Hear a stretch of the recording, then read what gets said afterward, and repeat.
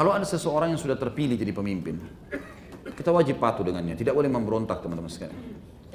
Kecuali memang orang ini sudah masuk dalam syarat bolehnya diberontaki. Apa itu syaratnya? Ada hadis Nabi SAW. Kata Nabi SAW, nanti akan datang setelahku pemimpin-pemimpin yang bodoh sekali. Mereka yang tidak pernah mengambil sunnahku, tidak pernah mengambil petunjukku. Kata para sahabat, ya Rasulullah, kalau ada orang begitu kita berontak aja. Biasanya kita berontak, angkat pedang aja. Kata Nabi SAW, tidak boleh. Selama mereka masih membolehkan kalian sholat. Atau dalam riwayat lain, selama mereka masih sholat bersama kalian. Berarti di sini ada syaratnya. Kalau masjid ditutup, nggak boleh ada pengajian. Misal contoh, gitu kan? Maka itu tidak bisa didiamkan. Ingatkan, tidak bisa juga, ya sudah, kita harus memberontak. Karena sudah dilarang sholat. Tapi kalau hanya yang lain-lain saja, mungkin seperti keadaan kita sekarang, tidak ada hubungannya dengan pemberontakan. Karena pemerintah masih menjalankan banyak maslahat-maslahat agama. Bolehnya umat Islam pengajian, masjid boleh ditakmir, izin bangun masjid dibuka, Ramadan diiklankan, Majelis Ulama Indonesia ada, Departemen Agama ada, nikah dengan cara Islam boleh, cerai dengan cara Islam boleh, orang-orang muslim pakai nama-namanya, Al-Quran disebarluaskan. Nah, tidak ada sesuatu yang mendesak kita untuk itu. Karena semua masih boleh, gitu loh.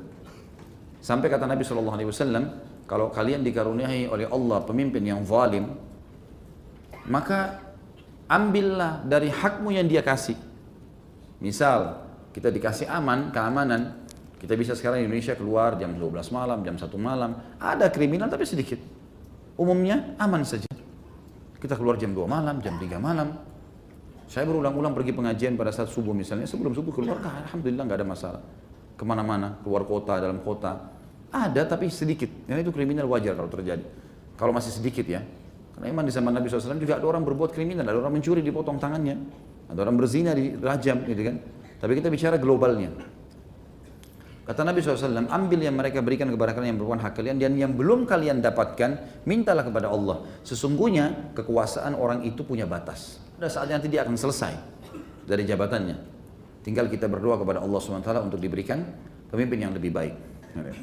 Jadi ada poin-poin yang harus digarisbawahi teman-teman sekalian.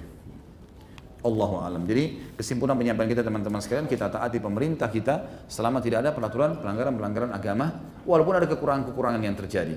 Dan mulia sekali hadis Nabi SAW tadi yang saya sebutkan, kalau kalian dicoba dengan Allah dengan pemimpin yang punya kekurangan, ambillah apa yang telah diberikan dari hak kalian, lalu yang belum diberikan olehnya mintalah kepada Allah. Sesungguhnya dia punya masa jabatannya, dia akan selesai kok dari jabatannya. Juga statement Ali bin Abi Thalib yang bijaksana mengatakan harus ada pemimpin dalam Islam, baik dipimpin oleh orang mukmin atau orang fasik. Orang mukmin berarti apa? Menjalankan kelima rukun Islam, mengimani keenam rukun iman. Atau fasik, muslim iya, tapi masih banyak pelanggaran. Kata para sahabatnya Ali, ya Amir Mukminin, waktu itu Ali jadi khalifah.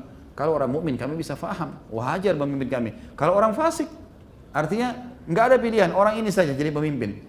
Baik itu karena keturunan sistem kerajaan misalnya, atau mungkin sistem suku, ya, atau mungkin sekarang sistemnya dipilih siapa yang paling banyak suaranya misalnya. Tapi dia muslim, cuma punya kekurangan. Bagaimana kami bisa paham kalau kami harus patuh dengan pemimpin seperti itu? Kata Ali apa? Radhiyallahu anhu, bijaksana sekali.